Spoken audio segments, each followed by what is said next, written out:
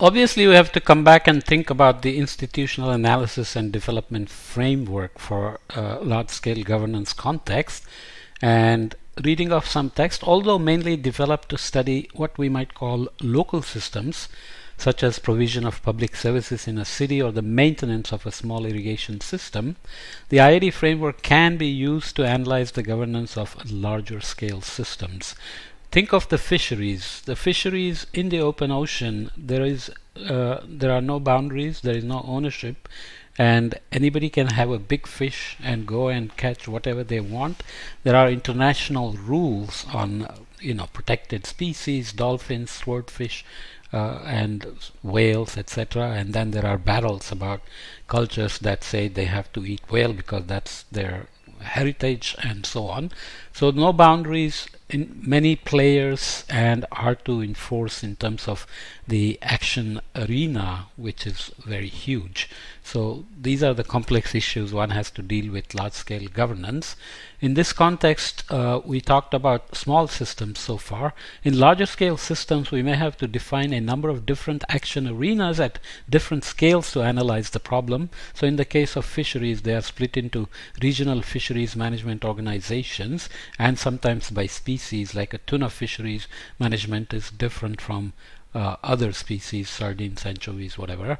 For instance, the Colorado River example has an action arena that at the basin scale level, a collection in which the participants are states, or more accurately, representatives of states who may be negotiating water allocations for a particular year consistent with existing laws and regulations.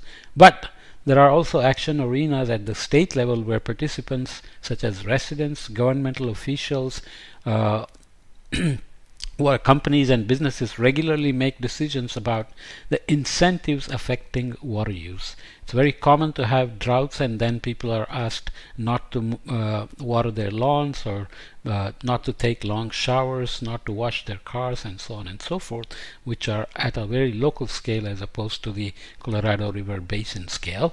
Residents may have voted for officials who, once elected, represent them in local government bodies and who may decide on restrictions for yard vegetation, outside water use, or new taxes for water use. So it depends on uh, the philosophy that the local government may use, and once you elect somebody and give them power by consent, then they can use their philosophy to guide water use as a resource in the local area. Water companies set the price for their product, comply with local and federal regulations, and have to make decisions on investment to secure water for their clients in the coming years. So once there's a private water company that is in charge of supplying water for a particular region, or a town or a city or whatever, they have to ensure that they have water supply planned for the coming years, right? So in that context, we will move to polycentric governance and think about IAD, or the institutional analysis and development, in this context. Again, remember again, it's about biophysical conditions, action arenas, rules and regulations, participants, and outcomes desired. Excuse me. That came on suddenly. Sorry about that. So polycentric governance, as we have seen in previous examples, the governance of shared resources in larger systems can become complicated. A bottom-up approach might be problematic due to a lack of coordination among different actor groups and an inability to constrain actions of particular actors that negatively affect the welfare of others. Once you have, we already talked about free riders and norms and punishments, rules and shared responsibilities, and so on. So bottom-up approach can be problematic depending on how large a scale you are talking about, because coordination of at that scale with so many different actors obviously becomes impossible almost, because sitting in Colorado you cannot impose restrictions on Colorado River water use upstream or downstream depending on where you are. So that requires different kind of multi-level governance altogether. A top-down approach, on the other hand, might solve the coordination and enforcement problem, but as we saw in the previous chapter, it may involve a big separation between the resource users and public infrastructure providers, making the transmission of information across levels of organization difficult. So let's say you built a big dam somewhere along the Colorado to manage power supply, hydroelectric power generation as well as water for upstream and downstream. Then somebody sitting in Arizona relying on Colorado at some level may not even know what's happening all the way up downstream at a huge dam, and how the allocations they are receiving are changing based on how much water there is in behind the dam, for example. So coordination can be done because there is some superstructure that is controlling it at the top level, but spreading the information between users at all these scales obviously will be problematic. As such, top-down approaches may be less effective in monitoring and enforcement, and may lack knowledge in creating institutional arrangements that fit the local conditions. So the third approach then is polycentric governance, so that you have central authorities and multiple nodes of governance where decisions, rules, regulations, enforcements, and monitoring and evaluation are done for managing the resource, which is at a much larger scale. So we can use the example of climate change here very easily, because climate change has evolved to have a multi-level governance, polycentric governance, because it is the global scale problem. Nothing is bigger than this scale. So we are basically, as we said, we are increasing greenhouse gases which spread all over through the atmospheric system, which is our global common, and then affects weather and climate for everybody. Whether you contributed to the increase in greenhouse gas or not, you're going to be affected. So this is a very massive problem. And also the issue is it doesn't have one single solution. It's not like everybody does something and the problem will go away. You can say everybody should reduce emissions, but then how do you ensure that everybody is getting similar living standards, equity, justice that we have talked about? How do you propagate that through the global system in terms of emissions? So there are many ideas on assigning everybody a carbon footprint of something like 10 tons per person per year, and then you can fit your travel, your meat eating, and everything else into that. But this then requires enforcement again at all levels. That becomes very complicated.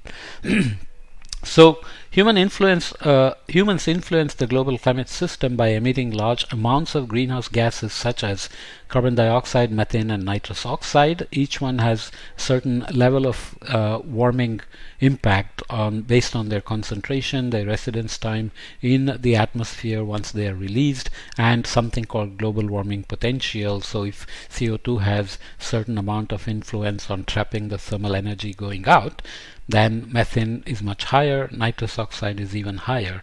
So these things matter. If you don't know what I am saying, you can follow up on my podcasts on this channel elsewhere. These emissions are a consequence of burning fossil fuels, land use change, and agricultural activities. Since the Industrial Revolution, the concentrations of greenhouse gases in the atmosphere have been increasing, and the expectation is that this trend can lead to an average temperature increase of 2 degrees Celsius by the end of this century.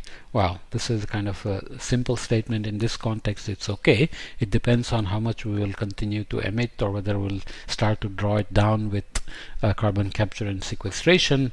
And there are lots of debate about whether we'll ever be able to stay below 2 degrees C at all, and what happens if we cross this threshold, and so on and so forth. And I have many podcasts on those as well. There are many uncertainties regarding the specifics of the consequences and experienced weather changes will likely be quite diverse and very geographically. In other words, even though global mean temperature may go up 2 degrees, there will be some places which will be cooler than before, and there will be some places which will be much warmer than 4 degrees centigrade, and there will be sea level rise associated with it, rainfall distribution changes or droughts, warming, and of course health issues and crop damages and so on and so forth. And these will be very location specific. To reduce the extent of climate change, we need to reduce emissions of greenhouse gases substantially. This is clear. Since the gases remain in the atmosphere for years, it does not matter where emissions have taken place. That is, if you forget that CO2 accumulates, and some rich countries have been accumulating CO2 a lot since Industrial Revolution, and others like India and China have joined the race to increase greenhouse gases only recently. Therefore, to have a measurable impact, emissions need to be reduced at a global level. So this is what we call mitigation or climate mitigation, and this is a global problem with global leadership emerging as opposed to adaptation, which is very local, and that requires much different level of governance as well. Since the early 1990s, several international negotiations have taken place to develop agreements to reduce emissions. In 1992, the United Nations Framework Convention on Climate Change, UNFCCC, was created, which had as its aim to stabilize greenhouse gas concentrations in the atmosphere at a level that would prevent dangerous anthropogenic interference with the climate system.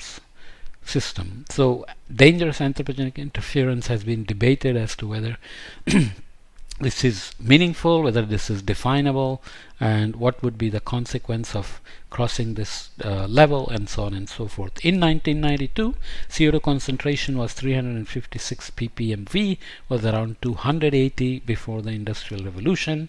At the time of writing this paper, the concentration has increased to 399 parts per million by volume. In fact, every few years, new treaties are signed with ambitious plans to reduce emissions, but none have had a measurable impact. So I'll come back and go through the polycentric system that is trying to manage the global climate change problem, and we'll do that in the next podcast because I want to put together few scales at which polycentric governance is happening, all focused on dealing with climate change impacts and emissions, but at different levels, from global under the UNFCCC to city level or multinational level, and so on. And we'll see why those kinds of multi-level governance structures are formed either top down or bottom up. Okay, we'll do that in the next podcast.